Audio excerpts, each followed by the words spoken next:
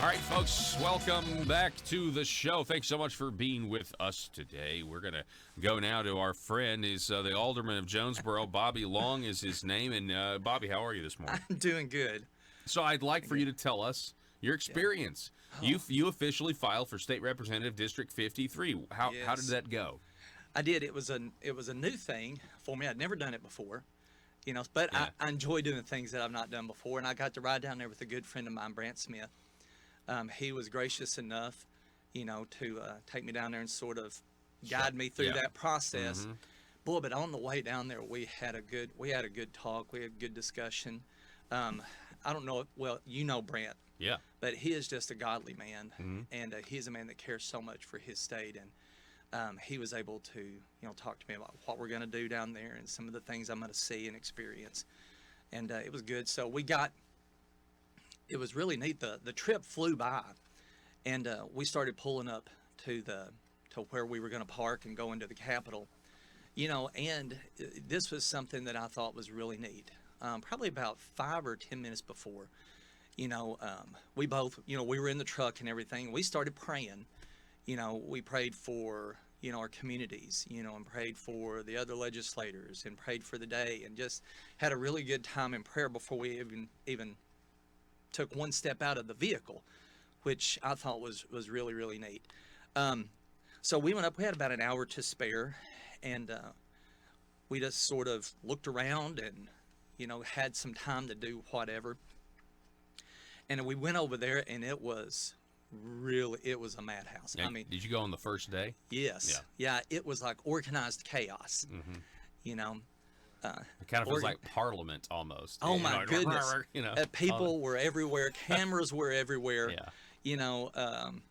They were making speeches out in the rotunda, which was really neat. I saw some folks that I knew from around here, so I said hello and said hello and told them glad to see them and how they voted and things like that, because I kept up with their voting records. Yeah. And so then we just started through the process. We went to one table and filled out a little bit of paperwork, paid my filing fee, and went to another table and I did the Republican pledge. Now that filing fee is kind of hefty, isn't it? $3,000. Yeah. Mm-hmm. Sure was. And they were happy to take it. Of course they were. They were happy to take it. And I was happy to give it because I think this is important. And I think it's important. I was talking to a friend of mine, and they said, is a relative of mine, and she said, Bobby, I just don't want you to go down there and change. I just don't want you to go down there and be influenced and change. And it was my aunt, I'm not going to say her name, but it was my aunt. And so she's so how did she know? I mean, did she just from life experience that's something that happens? Well, that's something that happens. I mean, there's politicians that have sat in this very studio. Yes. Who are totally not the same people they were when they ran for office. Yeah. And I told her, I said, Aunt Peggy, well, I just said her name. Said, I am who I am. It's the fabric of who I am, and it would be difficult to go down there and change, especially if you go down there knowing that that's a possibility. You can always be on guard, for things like that. But one of the more important things was that if good people of moral character do not get involved in politics, then what can we expect our governments to look like? People, Christian people, men of faith, need to be involved. Yeah. Because if they don't, then what can we expect our government to look like? I agree with you there, and the reason and I've said this many times, so we know the heart of men, and we know what, and so we have a government that counts on man attempting to use the power against another man, the government power, and so our government's set up to say, okay, because men have that tendency, we need to limit what the government can do to you by force. And so that's why we have the Constitution the way it is, and we have the idea, so all that. But even in that system that is counting on the will to dominate other men or use, even that system is going to attract those who naturally want to acquire power.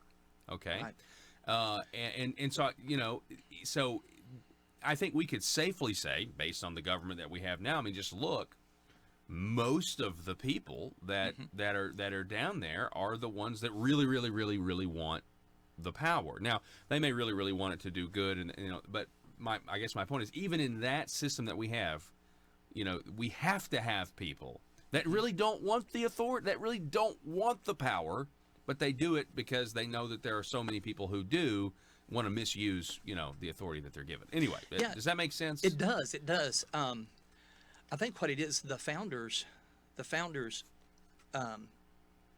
depended and they counted on men of good character and men of faith to be involved. They also understood the fallen nature of men. Yes. And they accounted for that, and they set up the systems of government in order to account for that. But they also depended, on that, the moral fortitude of good men of faith and good men of character to go down there and do what they needed and serve. That is one of the things that's been, I believe, a hallmark, of my life is a servant attitude. When you go down there and you think that people are there to serve you instead of you're there to serve and represent the people, I think you're in for a hard road to hoe. Yeah, and as people, there are plenty of politicians who are in jail today because they went down there to serve themselves and carved out a financial niche. We've seen a lot of that, and that's why I think the idea of talking about corruption or the potential, or we've got to have ethics reform. Would you agree? Oh, we yes. need a massive amount of ethics reform down there. Ethics reform with teeth. Yeah. Just not a show of ethics reform, saying, yeah, we did this and it's ethics reform. Yeah. It's ethics reform, that has some consequences that could be, deterrent, more deterrent than they already are. Yeah, that would really disincentivize. That would the behavior disincentivize even more. others. Yeah. Yes. Yeah, and they had one that didn't quite get. I think Senator Mark Johnson had one that didn't. I thought it was the best one. I would have gone even further, but the best one I think would have been, if you're convicted, then you lose your pension, you lose your government benefits as an elected official. That didn't gain speed. Did No, it? it didn't. It didn't. but that but that really. Yeah. Would be a pretty big deterrent, or at least one of them. So we're talking with Jonesboro Alderman Bobby Long. So how has your, you run for state representative, Yes. District 53, it's a three-way primary, and I'm going to continue to talk about what I think is scandal on at least one side of that with some of your opponents. How has being a city councilman prepared you for going down and serving in what is a higher office? Yes. Well, I didn't really go looking for the city council office. I was put in a position and was told about it. My wife and I prayed about it, and we thought, I think I remember good. that. I think I remember you getting recruited by people like, will you please run for this seat? Yeah, I remember that. Yeah, and I didn't go looking for it, but it sort of found me. Yeah. And I think that's the way it really needs to be. I was involved. My children were older. My wife and I prayed about it, and we thought, I think this would be good because I want to leave my city, make my city better for my children, for my sake, and for my people that I care about and love about that live here. And I remember I ran, and there was 4 other people running against me at the time, and I thought, well, I'm really not for sure. I am who I am, and that's who I'm just going to tell people I am. So I got on social media, started putting out my views, on how I thought things needed to go in my belief system and what I would do and what I wouldn't do, and the next thing I thought, I could actually win this. And then before long, I had people coming in and supporting me and encouraging me, and I did win. And one of the things I said that I would do is I'm not going to sneak up on anybody. If you're sitting around me for 10 minutes, you know who I am, you know what I believe, and you know that that's what I'm going to do, and that's what I've done in city council. I said that I would protect the value of the single family home, and that's what I've done.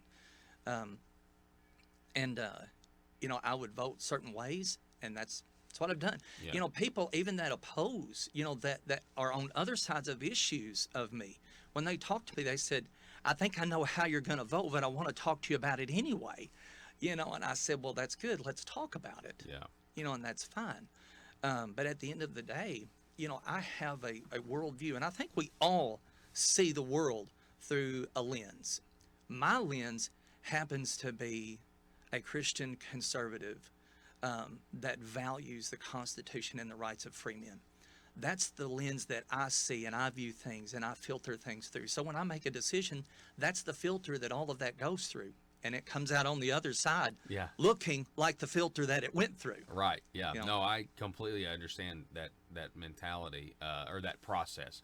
That you have a filter, and what's fun with me is I've noticed, since I've been a conservative, events happen, things happen that spring up, and getting to run it through that filter to still see if it makes sense. To constantly challenge. That's good, though. Yeah, it is It good. is. To constantly challenge what I proclaim to believe, or this set of principles. Is it really the best? Is it really the most practical? Right. And that to me is a really healthy exercise. Yeah. I don't know if people on the left do that as much. Well, let me tell you something. It's easy. It's easy when things are going your way. But the true test of character is when things tend to buck up and you have tons of people coming against you. You have everything coming against you. For instance, we had the sales tax issue. I was the only one that voted no against that. But I felt it was the right thing to do. I felt that there was a lot of people, that were telling me that I wished I would have just, had this opportunity, and they did not. So I felt that what I did was the right thing to do. And let me tell you, I spent a lot of nights sitting up, praying about it, thinking about it. Am I doing this for the right reasons? Am I doing this, because it's the right thing to do? And then when I settled it in my mind that it was the right thing to do, then there was no stopping me. I was in, and you couldn't pull me out. Yeah. And that's good, have the deliberation and then be like, okay, we're committed. We're moving in this direction. Moving forward. Okay. So you have, in order to run for office, you gotta have money. Obviously, you paid $3,000 to the Republican Party of Arkansas to be on the ballot in this primary. So you got fundraising going on, fundraising activities. What can we know about that? Well, we've got a really neat fundraising activity coming up Thursday, November the 21st at Black Iron Shooting Range. And it's a great place. Yeah, it is. It's all, the guys over there are great. If you've not been in there, they're super. But they've opened up that place for me, and we're gonna have Boston butts, cold slaw, baked beans. Nice. Yes, I mean, if you can't get people there with a well-cooked Boston butt, cold slaw, and baked beans, you're just not gonna get them there. But I wanted everyone to bring their favorite gun and their favorite related story. So we may hear some really tall tales there that night. And we're gonna vote, and whoever happens to win, that voice vote is going to get a $50 gift certificate to Black Iron. Okay. But we're going to talk about, roll call that roll vote. call that vote. Yeah, no, we probably need to. You need to record the vote. Yeah. And I don't know how we're going to tell if it's 100% truthful or not, but we'll go on the honor system. Yeah. But, we're going to talk about the Second Amendment and what it means to us and what it means to our family. Yeah. What about red flag laws, Bobby? Oh, my goodness. No, don't need. No, It reminds me of Majority Report. And do you ever see that movie? Minority Report. Minority Report, where people are convicted of crimes they hadn't committed yet. The pre-crime division. Yes, is what it was called. Yeah, that is just crazy to me. Yeah. And they keep talking about mental illness. Well, we've already have laws on the books that speak to that. And it is just a way. And address those. Maybe you want to tweak those a little bit. Yeah, it's just a way to where people can put a crack in that Second Amendment. Once you get the crack, it's easy to put a wedge and divide it all the way. And they killed a guy up in Maryland trying to take his guns, and it was a big misunderstanding. And he's like, "What are you talking about? You can't have my guns." And people are like, "Well, he should have submitted to authority." Really? Here's his property. Yeah, it come to his house. Exactly. And this is the thing that people are like, "Well, I mean, come on, what common sense?" It's like, I am so glad that these guys around us were not alive in 1776, because they would have rolled over and just let the British do whatever they want to them. You know what I mean? We completely. I think most of the people in our government sometimes I'm like, well, they would be red coat, loyalists to the king because we can't change this quickly. You know, we need to. And I'm just thinking, come on. I mean, you really want to blame the guy who ended up getting killed because he was, you know, they were coming to try to take his guns and he wasn't having it. I mean, that's the response that you should expect. You know, and I'm not saying that that's what I would do, but I mean, it's not a surprise that that's what happens. And these red flag laws, that's going to continue to happen if they pass them. And I think everybody thinks somewhere down the line, the Democrats do want to take all of our guns. And they're going to get back in power at some point. And so, I mean, you know. Well, I just think when you start looking at things like that, you start thinking about where could that go. You know, and several years ago, it was even floated that you could hear it on liberal talk shows and liberal media outlets that they felt that even Christians, you know, had to have some sort of mental illness to believe what they did. Yes, this is think a about real that. thing. When you start going down that road and you start saying, hey, you know what, mental illness, you know, is this, and you know, because you have this, you're going to take your guns. Next thing you know is what keeps them from saying, if you believe, that's really funny. in the flood, if you believe, you know, in a burning bush, and you believe, you know, that a creator actually did create the universe and can speak life into existence where there was nothing, create something from nothing. You have a mental illness. You know, you have a mental illness. You know what's funny about that, Bobby, is it actually, I can see how the other side thinks it's a mental illness, because if you look at Scripture, it describes those who are not believers or not Christians. It describes them as dead in their sin, and Kanye West was even saying this. Yeah. In that interview with, that they're the walking dead, and it's the difference between being awake and being asleep. And so if you're asleep or if you're dead, and you got these other people who are awake, and there's that night and day difference. Yes. I can understand how they would look at me and I do believe in God. I do believe in Jesus Christ. I do believe in the Holy Spirit. Yeah. And they're like, "Oh, you must have a mental illness. We need to come take your guns." I can understand based on Scripture how they would feel that way. Not that I think it's a good thing at all, but you get my point? Isn't that interesting? Yeah, it is. And you know, the good thing about it is, you know, we do have a God that's alive. We do have a God that's looking out for us, that's working in our tomorrows. Yeah. You know, so you have faith. You have faith in that. Yeah. You know, and the wisdom of God will confound the foolish. Yes. You know, so. Didn't that happen with the election of Donald Trump? Yeah. Sure did. I mean, made wise men out of you know what the society said was fools, and the fools became wise. You know. Well, I don't know which takes more faith, to believe that God created the universe, or that in the beginning there was nothing and it exploded. Yeah. You know, I don't know. That's it's you're believing in something. You know, and we're all worshiping something. Everybody worships something. We were created to worship, right? Yes, we were. Everyone worships something. Yeah. You know, and I believe, and I trust in a God, you know, that says that people have value. All people have value. The unborn have value. Yeah.